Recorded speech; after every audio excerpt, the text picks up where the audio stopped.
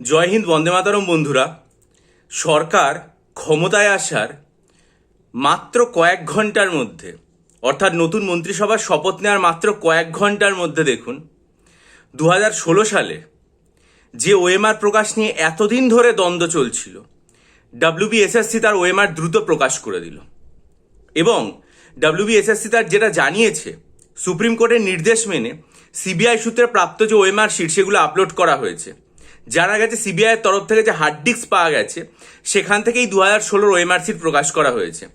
যেটা প্রকাশ করা হয়েছে সেটা নবম, দশম এবং একাদশ, দ্বাদশের যে স্কুল শিক্ষক তাদের ওএমআর শিট প্রকাশ করা হয়েছে।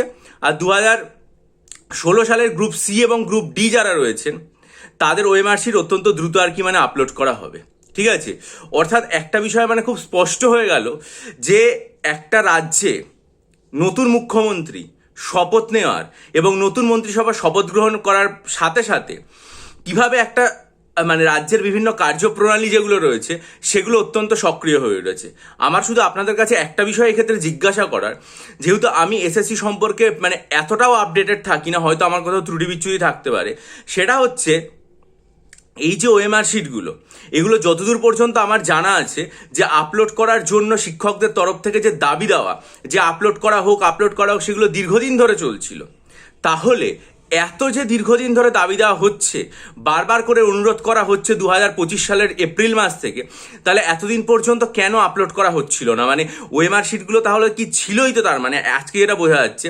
কারণ হঠাৎ নিশ্চয়ই এক সপ্তাহের মধ্যে হঠাৎ করে ওএমআর শিট চলে আসেনি, তাহলে ওএমআর শিট ছিলই, তাহলে এতদিন পর্যন্ত কেন এগুলো আপলোড করা হলো না এবং হঠাৎ করে একটা নতুন সরকার শপথ গ্রহণের পরে আপলোড করা হলো? এই থেকে অন্তত এইটুকু ভালো লাগলো দেখে যে সরকারের যে বিভিন্ন প্রতিষ্ঠানগুলো রয়েছে সেগুলো অত্যন্ত সক্রিয় হয়ে উঠেছে।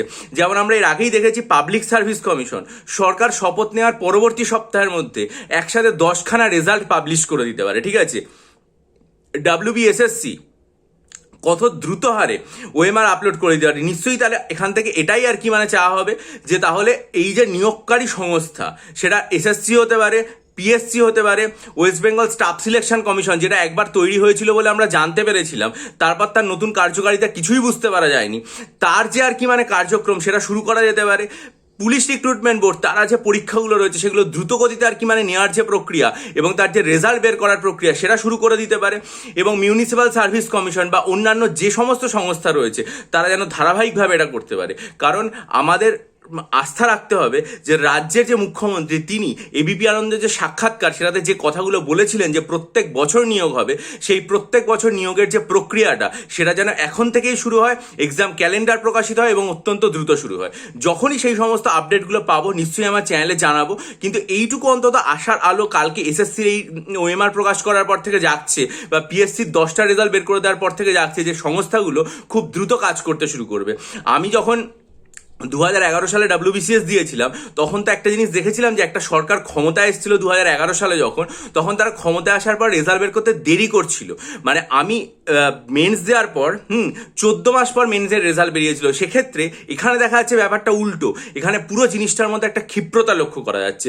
এই উদ্যোগ প্রশংসনীয় এবং মনেরা চাইবো যে এই ধারাবাহিকতা বজায় থাক। এবং আপনারাও যদি চান আমার কাছ থেকে ডাব্লিউবিসিএস পরীক্ষার জন্য 48টা মক টেস্ট নেবেন, মিসলেনিয়াসের জন্য 24টা মক টেস্ট নেবেন, বা মিসলেনিয়াসের জন্য আর্ট এবং কালচার এবং 3000+ static GK MCQ study material নেবেন, বা ডাব্লিউবিসিএস এর জন্য সাইকোলজি অপশনাল স্টাডি মেটেরিয়াল নিয়ে প্রস্তুতি শুরু করবেন, অথবা ডেসক্রিপটিভ বাংলা, ডেসক্রিপটিভ ইংরেজি এবং ডেসক্রিপটিভ অঙ্কের স্টাডি মেটেরিয়াল নিয়ে পড়বেন।